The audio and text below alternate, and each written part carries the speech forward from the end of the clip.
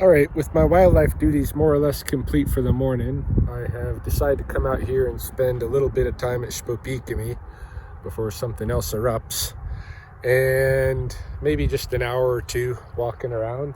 I noticed here at North Pond, something that Carol and I had seen or witnessed on Sunday, which is that the lone coot that was here at North Pond has been joined by a partner, which is good news because it's been a long while since we've had any coot nests here, and I'm hopeful that these two may stick around. I don't know. I've never seen the coots do it with just one pair, given that their usual dance is kind of an orgy, but you never know.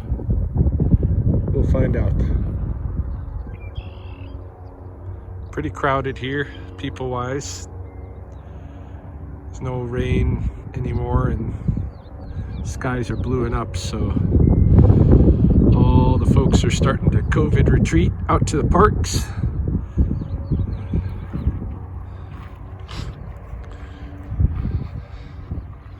See what's shaking out here today. Here's something to note right away. We still have a family with 3 goslings. I'm hoping it's the same family who we saw with 3 goslings a week or more ago, and that they continue to survive here in spite of the pike. We'll see if there's any other families. I don't know if you can, if you notice, there's the shore over there on the wet meadows just lined with geese. And I have a feeling a lot of the geese are going to be hanging out on the wet meadows this season because it's been burned and now there's kind of short grass over there and less accessible to people. Yeah, a lot of goose activity on the edge of the wet meadows.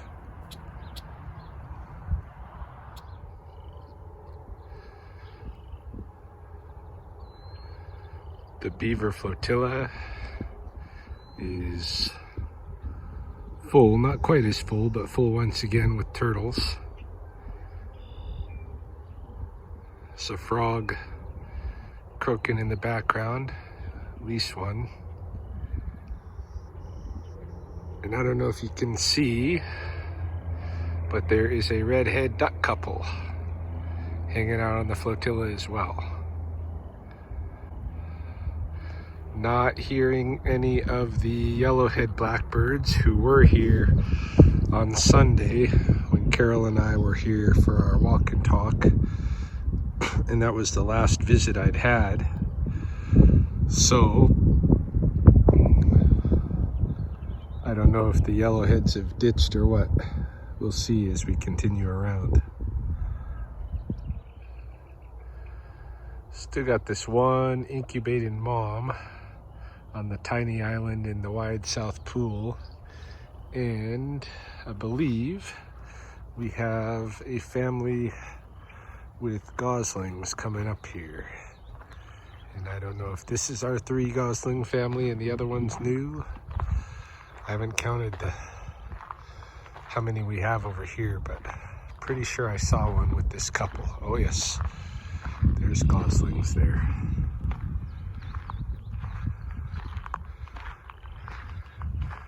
Question is not if, but how many. And this may have been the couple who nested on the island with the wreath, because that nest is done. Oh, look at this. Look at this babies. Look at these little babies. How many you guys got here? 1, 2, 3, 4. Oh, they're so precious.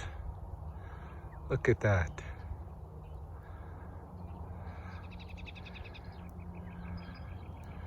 Nice. All right, I'll leave you guys alone. Still no yellowheads. I think the yellowheads might have vacated after they seen the destruction to the property. No, I've just been proven wrong. Somewhere out there, just a split second ago, a yellow-headed blackbird sang like a droid. Can hear that the frogs are still at it.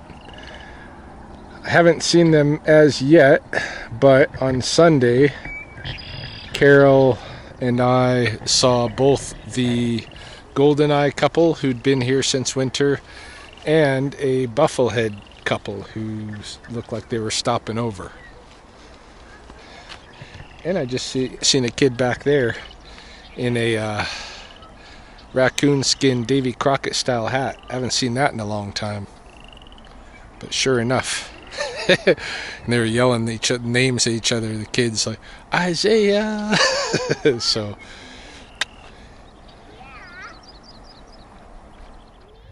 just starting into the forest main, and I'm noting that not all of this greenery here is brome. I also see here the, what do they call it? Star-flowered Solomon seal. This one here. And wild vetch. And this smaller grass species who I don't really know. Hey, this thinner species here. Don't really know. That's not the brome though. The brome is this thicker one here.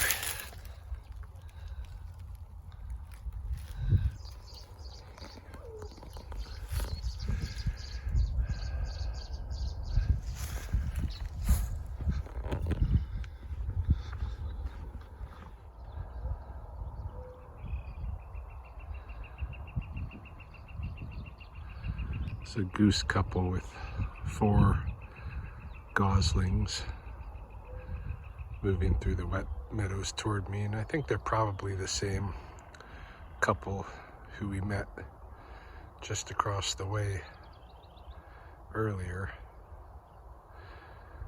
Tired of the human traffic.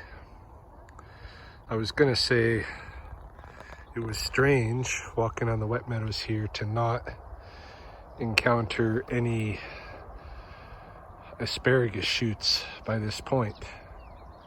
However, I noticed now that it's not that the asparagus hasn't come up, it's that somebody has already harvested it and wasted portions. It's a wasted portion there. It's another wasted bit there. And they probably cut it and then found it to be a little bit too on the what do you call it,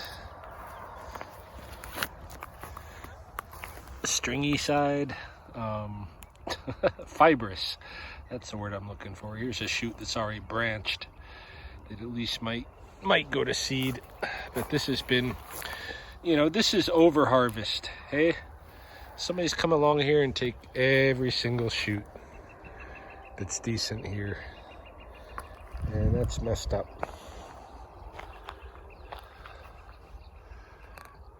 But that's the way it is. Might be the same way my mushrooms have gone, because it is a bit odd for me not to find mushrooms as yet as well, but who knows, we'll see about that one.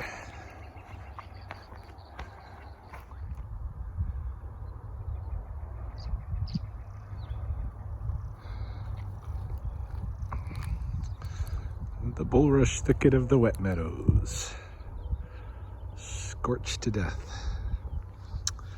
But everywhere outside of it, greenery emerging. And I wanted to make note that what Carol and I thought were probably some species of horsetail coming up, I think are actually a very small rush. Very small rush. And here we got Nebraska sedge, matoyan, buffalo grass arising in abundance, and I believe we have here and there the very emerging tips of the dogbane. Okay. Sspopiikimi, the little rope, all in here.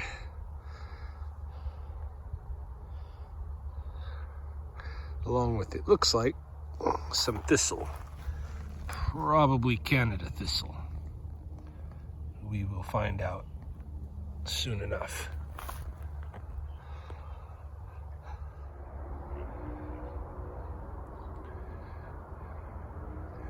It's pretty sad to see that almost all the diamond willow was cut and burned.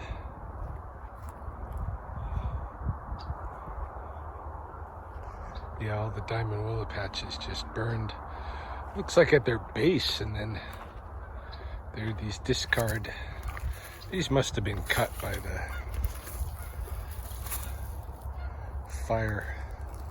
firefighters. But these were our only diamond willow patch, really. This and on the extreme south end, both of them were cut down in fighting the fire. That means at least one species, the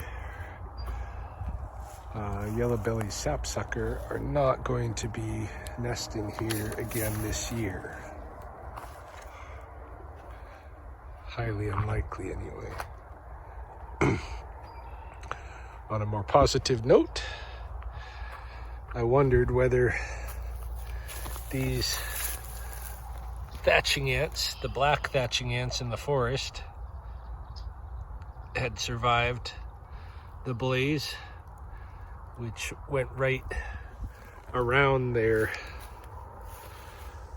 look at this, all burned all around their hive. But their hive did not get burned. I guess it's just on the fringe of the intense heat. The intensity would have been like just right in that way, but good to see they survived at least. Golden bean blossoming and doing well here. We are shifting into the flower moon, named after this species, very soon.